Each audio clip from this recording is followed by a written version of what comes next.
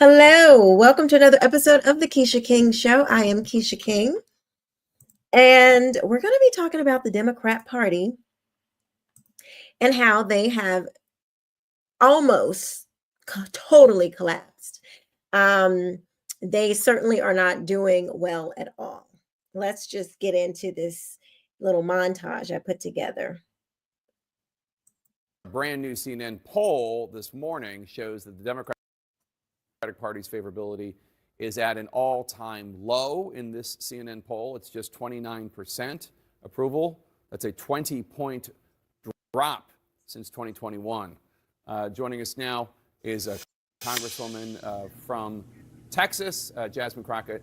Congresswoman, thanks so much for joining us. Appreciate you squeezing us in before you go to church. This has been a rough 72 hours for Democrats. And Jake, you and I both know that this administration could care less about whether or not they violate the law. We know that we've had to rely heavily upon the courts. And I want to say, as you're talking about the polling on my party, I want to say that it is the Democratic attorney generals and some governors that are standing up against this administration and bringing those lawsuits and winning every single time. They are losing in court. Could we do a better job of making sure that the American people know that we are winning in the courts? We probably could, but at the end of the day, it's still Democrats that are winning for the American people. But I can tell you that there are a lot of people that are watching his leadership in this moment. This is the moment. We don't even know what elections will look like in 4 years, if we will have elections. And so I definitely think that younger, fresher leadership may be something that many of us, not just depending on what part of the spectrum you're on, but many Americans may be looking for, especially in the state of New York. Building bridges is not contrary to equality and social justice. In fact, it is our best tool for delivering lasting change. Today, there is a perception among some advocates that being adversarial is the main way to make change. Compromise and civility only serve to entrench existing power structures. And partly this reflects legitimate frustration over the seeming inability of the existing political process to get anything done. And they are certainly right that those in power have often cloaked their resistance to meaningful change by appealing to civil dialogue, lengthy deliberation. Let's form a committee. In his letter from Birmingham jail, Dr. King scolded those who counseled patience and seem more worried about social disruption than rank injustice, saying, there comes a time, Dr. King said, when the cup of endurance runs over and men are no longer willing to be plunged into the abyss of despair. So let me make this key point. Pluralism is not about holding hands and singing Kumbaya. It is not about abandoning your convictions and folding when things get tough.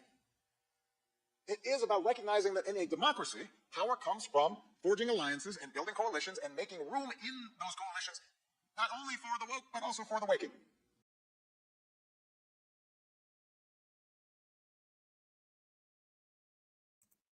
So that was our favorite Barack Obama. And I played that because that was his speech on pluralism that he gave a few months ago, like not too long after the election. And I find it funny that he's like trying to say, oh, we just need to come together. You know, what we really need to do is it's okay to embrace everybody. And that's really why we lost. We lost because we weren't, we got to rethink how we spread the message. Not that the message is terrible. Not, you know what? The American people strongly rejected this cult that I have built. His approach to this wasn't like, okay, Democrats, I was wrong. The American people don't want this. This country that I claim to love, all these the people in this country that I claim to love, they don't like what I'm selling. So instead of him not selling that product anymore, he just doubles down. Let's listen to some more of the Democrat crazy nonsense. Did the administration ignore the order from the district judge? It's a simple question. I've answered it. I've answered it because the Department of Justice has made a filing in the court. But let me make another point. The judge, in this case, put the lives of every single person on those aircraft at risk.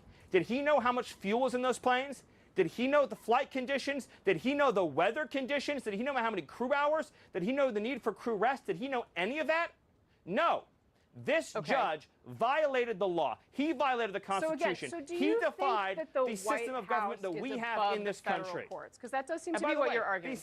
These same district court judges didn't do a damn thing to stop Joe Biden from flooding this nation with millions of illegal aliens. Do these district court judges didn't issue any injunctions to save the lives of Jocelyn Nungary or Laken Riley or anyone the federal else? Courts? Is that what you're saying? What I'm saying is that what you said, there's a separation of powers. The judiciary exercises judgment and relief. I don't speak for the White House. You are here to speak I will do. You're here to speak for the White House.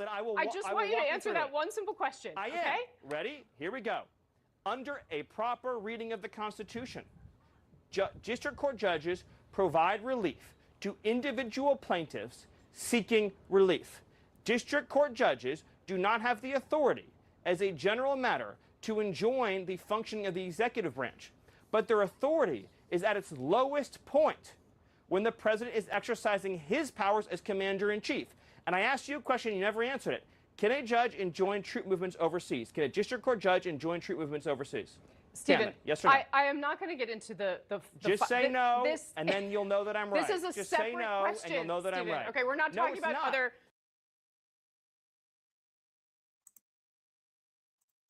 So that was Stephen Miller trying to explain to this liberal journalist that district court judges don't have the authority to say, oh, shut this plane down. So you guys know that President Trump has been removing violent gang members out of our country.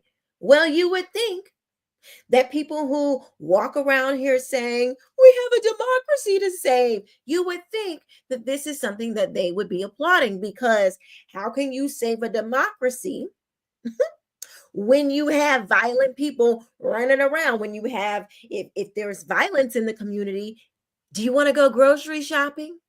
Are you a little less, are you a little more apprehensive to go to the local festival that's going on when there's violence rampant in your community?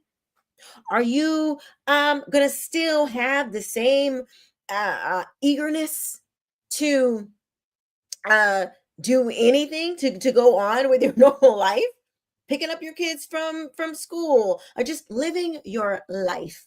Are you still going to want to have that fervor for democracy when there's violent criminals running around? No, you're not. I got more. Let's keep watching. Our brand new CNN poll this morning shows that the Democratic Party's favorability is at an all-time low in this CNN poll. It's just 29% approval. That's a 20-point drop since 2021. Joining us now is a Congresswoman from Texas, Jasmine Crockett. Congresswoman, thanks so much for joining us. Appreciate you squeezing us in before you go to church. This has been a rough 72 hours for Democrats. And Jake, you and I both know that this administration. I just got to pause real quick. Who believes that Jasmine Crockett is going to church? Or if she's going, who believes that she's actually getting anything? I want to know what church Jasmine Crockett is going to that is condoning all of her foolishness, all this cussing and, publicly just being ridiculous, just not very Christian-like at all. I want to know, who is your pastor, Jasmine, that is not pulling your coattails and say, hey, little girl, stop misrepresenting, our Lord and Savior. I know that's a stretch, because her pastor is probably just as woke and all about the social gospel and not the gospel as she is. Administration could care less about whether or not they violate the law. We know that we've had to rely heavily upon the courts. And I want to say, as you're talking about the polling on my party, I want to say that it is the Democratic attorney generals and some governors that are standing up against this administration and bringing those lawsuits and winning every single time. They are losing in court. Could we do a better job of making sure that the American people know that we are winning in the courts? We probably could. But at the end of the day, it's still Democrats that are winning for the American people. But I can tell you that there are a lot of people that are watching his leadership in this moment. This is the moment. We don't even know what elections will look like in 4 years, if we will have elections. And so I definitely think that younger, fresher leadership may be something that many of us, not just depending on what part of the spectrum you're on, but many Americans may be looking for, especially in the state of New York. Building bridges is not contrary to equality and social justice. In fact, it is our best tool for delivering lasting change. Today, there is a perception among some advocates that being adversarial is the main way to make change. Compromise and civility only serve to entrench existing power structures. And partly this reflects legitimate frustration over the seeming inability of the existing political process to get anything done. And they are certainly right that those in power have often cloaked their resistance to meaningful change by appealing to civil dialogue, lengthy deliberation. Let's form a committee. In his letter from Birmingham jail, Dr. King scolded those who counseled patience and seemed more worried about social disruption than rank injustice, saying, there comes a time, Dr. King said, when the cup of endurance runs over and men are no longer willing to be plunged into the abyss of despair. So let me make this key point. Pluralism is not about holding hands and singing Kumbaya. It is not about abandoning your convictions and folding when things get tough. It is about recognizing that in a democracy, power comes from forging alliances and building coalitions and making room in those coalitions, not only for the woke, but also for the waking. Not only for the woke, but also for the awakening. Okay. Let's look at some of the woke. Let's look at what some of the woke gets you. How can we call ourselves the freest nation in the world if our own residents are not safe to exercise that which makes this country free? Woo! Shame! Vandalizing Tesla vehicles, new Tesla vehicles. Please don't vandalize. Don't ever vandalize Tesla vehicles. And so, Unbelievable. You have major TV personalities like Jimmy Kimmel advocating for violence because that was a little sneak diss, a little sneak. Let me advocate, but on the low. You have major people like him. You have Barack Obama. Where has Barack Obama? Michelle is all doing the podcast. Well, how come they aren't coming out and saying we condemn this violence? You got Khalil Mahmood, who's been tearing up Colombia. You got the wokes are, please let him stay in America. Oh, it's his free speech. You got them caping for Trinidad. You got a judge trying to stop Trump, which Stephen Miller addressed. You have a judge trying to stop Trump, the Trump administration, from sending these violent gang members out of our country. Everything that the wokes, this is Barack Obama's term, that they want is bad for everybody. It ruins the country. More violent gang members, especially foreigners. We have our own homegrown gang members. We don't need to import violence. You have the wokes wanting to keep that. You have them wanting to firebomb Teslas and Elon Musk's, the Tesla manufacturing company, which is an American made car that people actually really like, that champions one of their causes that they so love, climate change. They're trying to tear that down. You got them caping for the Khalil Mahmood guy. You got them trying to criticize every single thing that we do, that the Trump administration is doing, even if it benefits, the working class people. So basically, everything that they tell you that they're for, they're lying to you.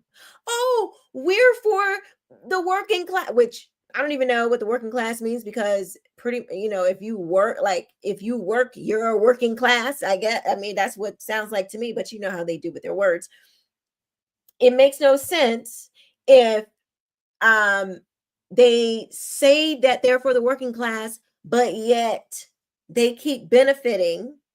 They're the ones that benefited from this inflation. The rich benefited from that. The left is funded by a bunch of billionaires, all of the fancy TV people, all of the ones that the Democrat Party is funded by billionaires. So all of this, we don't want to come against the millionaires and the billionaires, lies. Oh, we actually care about the American people, but we're going to let violent gang members stay. Oh, we actually, we want to be more inclusive, but we don't like the Jews. Oh, we love all the black and browns. Oh, but what you better do is you better be picking cotton, picking berries, trekking through the Rio Grande, losing your life. Oh, but we love you so much. We want abortion up until whenever and however. Oh, but we love the kids. Oh, public school. We love the children.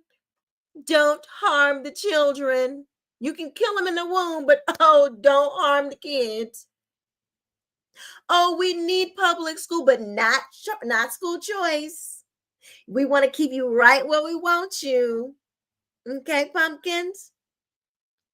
We just love all the black and brown people, and don't you dare tell me you're not oppressed, because when you ain't nothing, and you ain't never gonna be nothing, and that's what we want you to continue to believe. This country is so racist. It's racist to the core. I don't know how I can survive, because it's so racist to the core. Yeah, we had a black president. We got multiple upon multiple millionaires and billionaires that are black, who do whatever they want to do in this country. Nobody's stopping you from doing anything that you want to do. So tell me how. Unless I forget. We're going to chop off little children's body parts. We're going to get you to try to confuse kids and tell them that boys should be girls and girls should be boys. And a judge just recently tried to block that as well. They want the boys participating in the girls' sports. So they got all these judges out here that's blocking the things that the American people want. But they keep telling us that they love America. They keep telling us that, they love the black and browns, and you got all, the groups. They just slap a name of a group on you, and then you're supposed to conform to their little, the box that they done put you in. And if you don't do that, you are hated. If you don't conform, they ain't having it. There's only one type of people that I know that behave this way.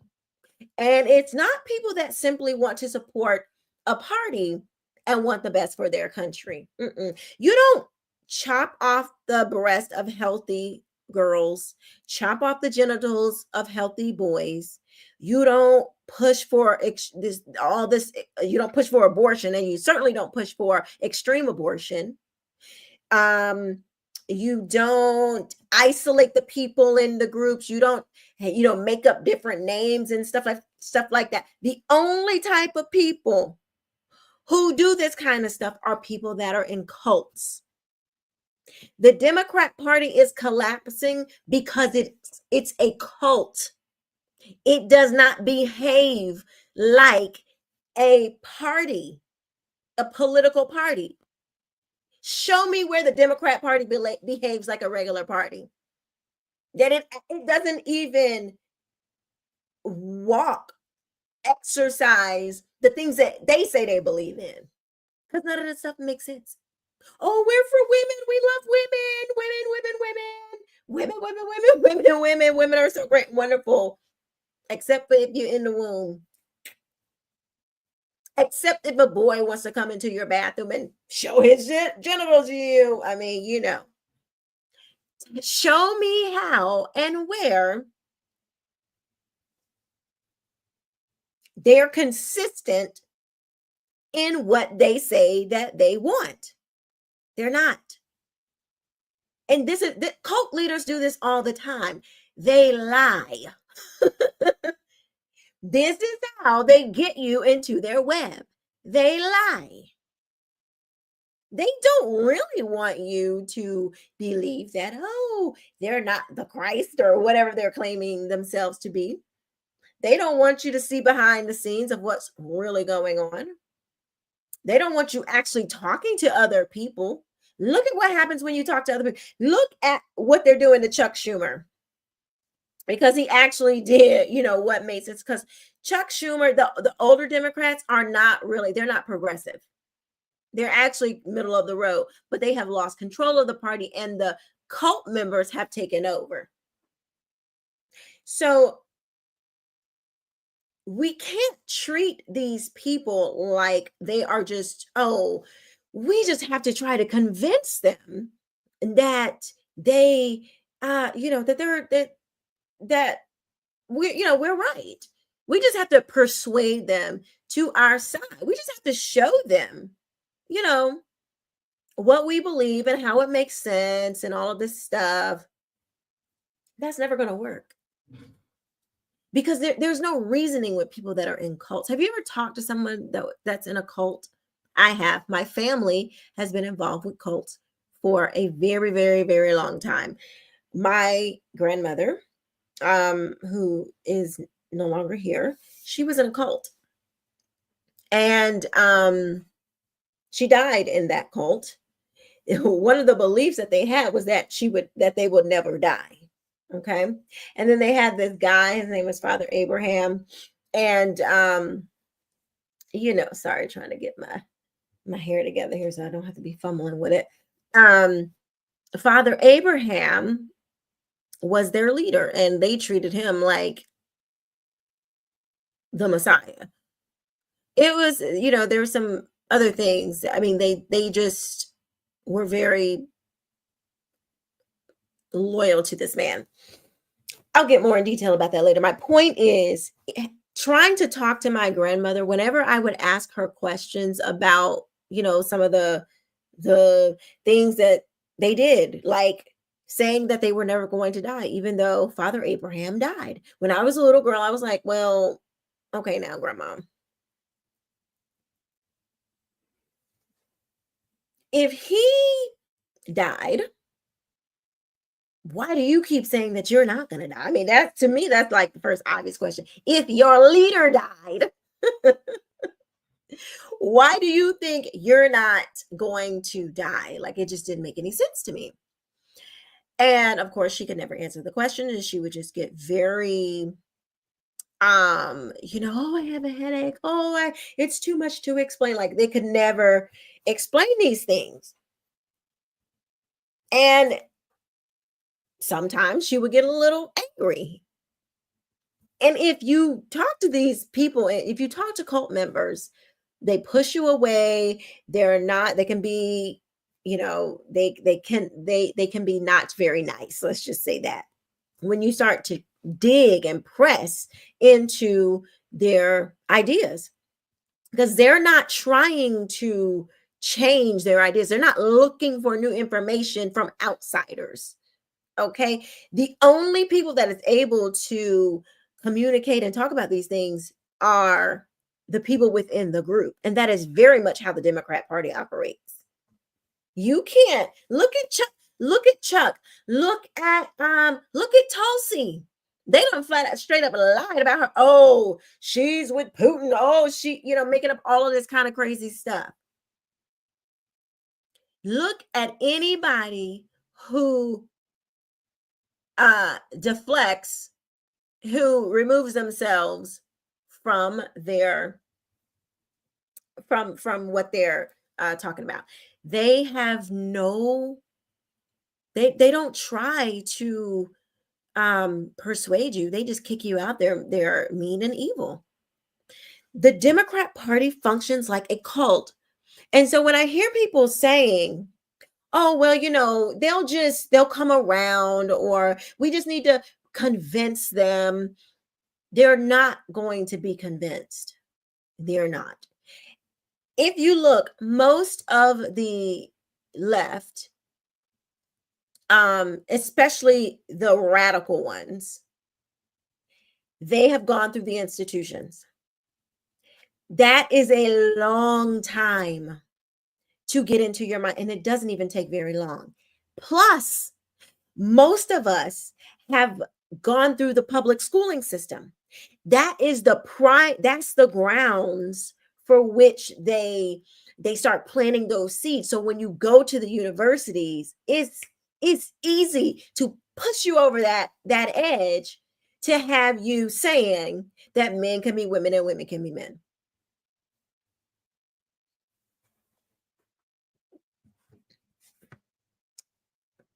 I am convinced that the Democrat Party has become a cult. The party itself.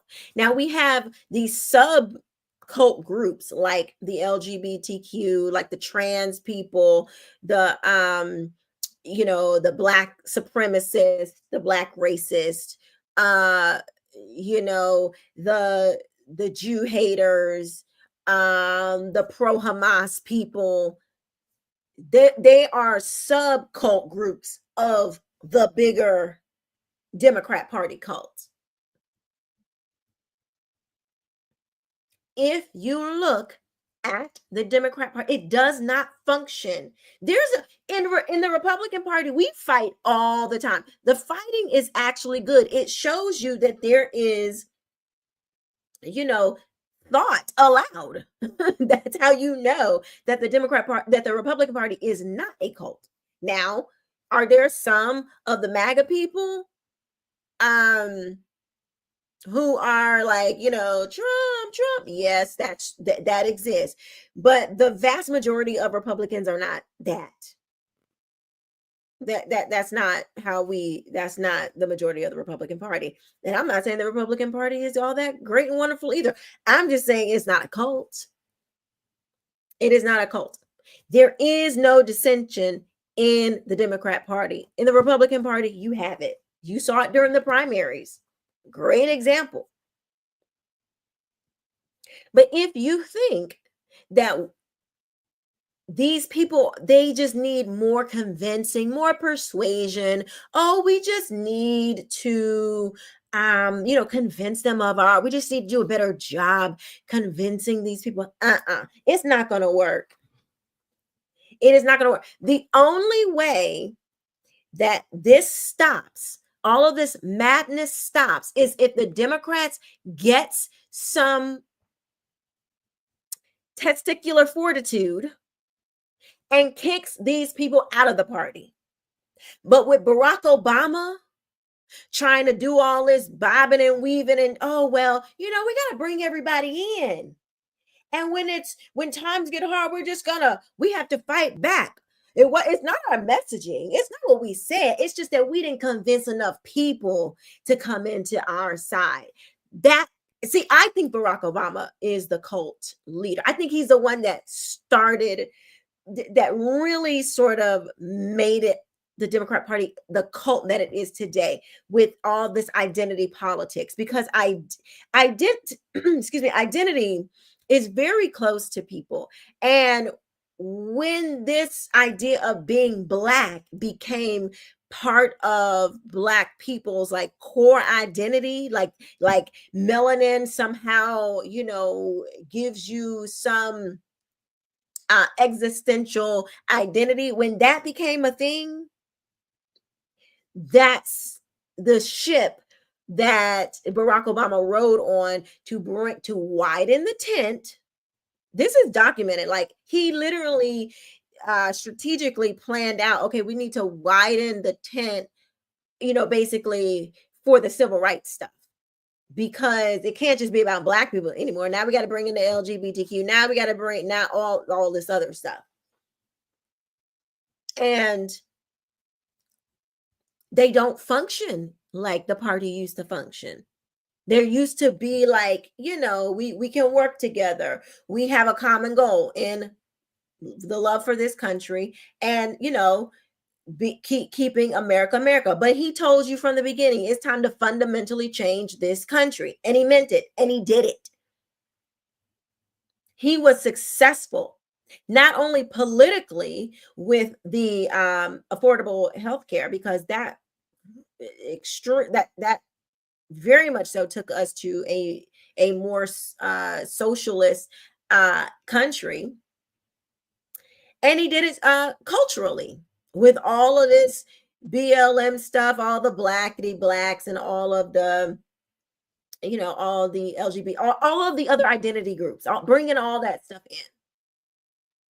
And that which was widely pushed towards women, which is why the party is full of women, and has, you know, we're just much more emotionally driven. And so our emotions, their emotions were able to be played upon.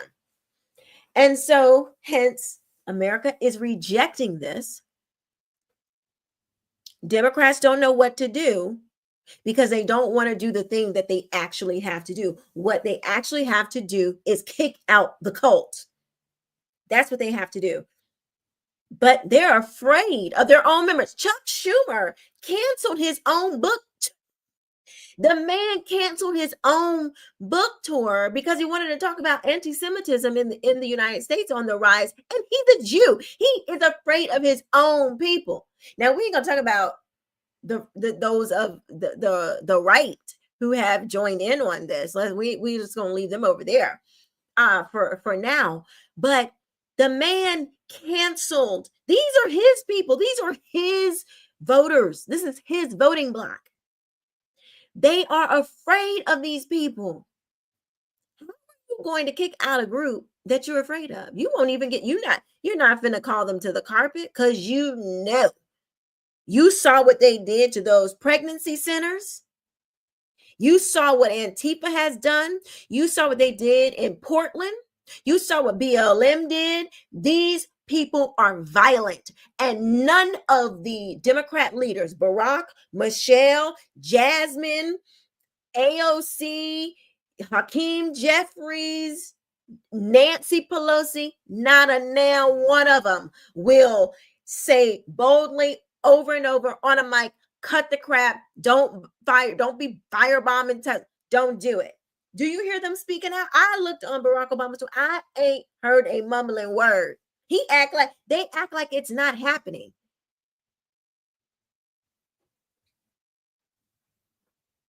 They know exactly what they're doing. And this is what they want. They are a by any means necessary type of people. That's what the Democrat Party has turned into, which I think its inception and how it functioned is just ripe for communism. It's just ripe for cultic communism.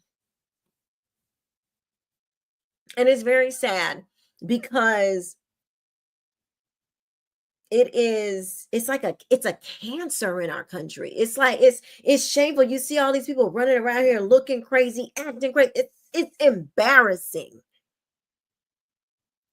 You know, they are children. They act like toddlers. Oh, we can't get our way. So we're just gonna blow stuff. It's ridiculous. It's disgusting.